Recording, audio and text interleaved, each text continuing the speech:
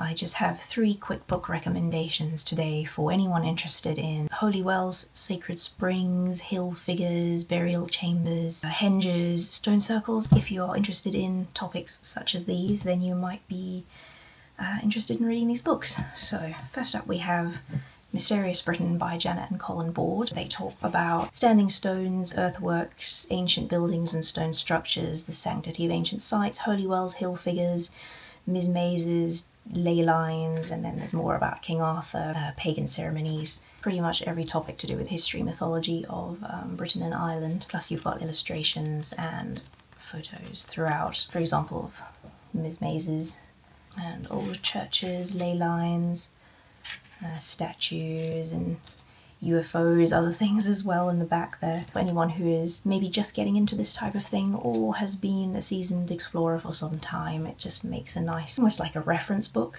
I still page through this on a regular basis, sometimes just for my writing, other times to look up a site or find some information. So I do highly recommend this book. Next up, slightly newer publication. This is Upon a White Horse by Peter Ross. More of a piece of journalistic travel writing. He balances out the history with a series of encounters with all the quirky characters he meets on the way. For example, going to Stonehenge for the solstice, or walking around Avebury, or taking part in filling of chalk figures when they start to fade. He meets people that live in these villages and they talk about what these sites mean to them. He also breaks it down into chapters, like talking about chalk, Covington White Horse, Sir Nabis Giant, graves and long barrows, henges, Silbury Hill, and yes, some of the people he meets and the stories they have to tell, quite poignant. So I recommend this if you are interested in maybe slightly less in-depth overview that still manages to pack a lot in because of all the